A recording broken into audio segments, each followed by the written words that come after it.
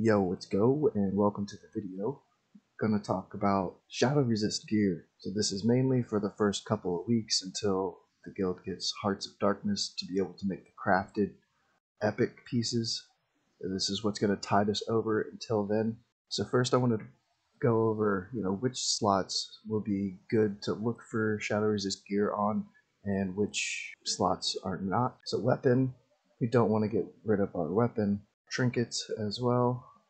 There is one trinket that's an engineer trinket that has 20 shadow resist, but I'm not too interested in getting rid of my trinkets for 20 shadow resist. Then we have our tier pieces. I have the helm, shoulders, hands, and legs, so we don't want to get rid of those. So it's looking kind of slim pickings now.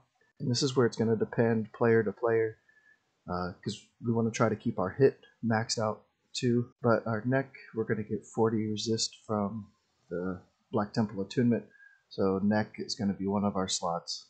I'll go ahead and mark the chest orange as well. We'll get back to the orange slots in a minute. So we have cloak, that's an option, wrists, belt, feet, and rings. So we have 40 on our neck to start us off, and our goal is 174. And what I'm farming for right now is the back, which has 18, and the rings, which has 18 on each of those. And I got some wrists that I think have 21. So we're starting off pretty good, on our way to 174 with the option for the belt or the feet too, to find some shadow resist on. And I haven't got the cloak yet, still farming, and I've only got one of the rings, so hopefully I can get both of those before release of phase 3. But these orange X's are tier slots. If the tokens aren't sought after anymore in your run, you can get the same token that you already have, put void spheres in there, or enchant it. Now that I've gone over sort of what slots you should be looking for, first, these green ones. Alright, so this is the gear that I have so far. I have a BOE belt, got a BOE bracer as well. I got one of these while farming for the prison keys for the ring, so I kind of lucked out on that.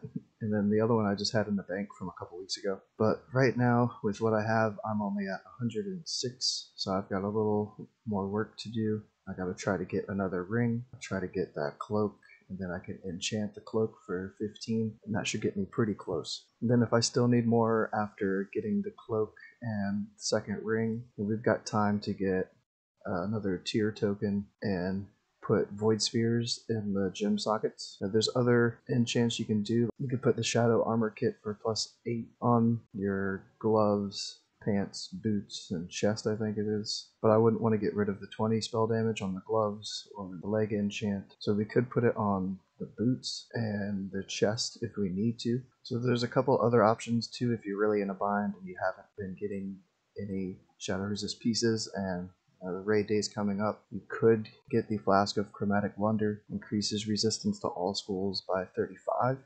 But that's going to replace your 80 spell power. The Flask of Blinding Light, it's a huge damage loss and 80 spell power for 35 resist. So I wouldn't go that option unless necessary. Then there's a food buff too if you're just shy. Again, it would hurt to replace the Blackened Basilisk buff, the 23 spell power, 20 spirit for 8 resistance. Consumables are kind of nice to use. Food buff would be one option that could get you to that threshold. So my playing in the last 4 or 5 days has been farming the keys around Manaford's Ultras, the Ethereum prison keys, opening these up and killing what's inside, and hopes for the ring and cloak to drop. Now, there's plenty of videos on how to get started to be able to farm these keys. It's been really fun actually out here grinding.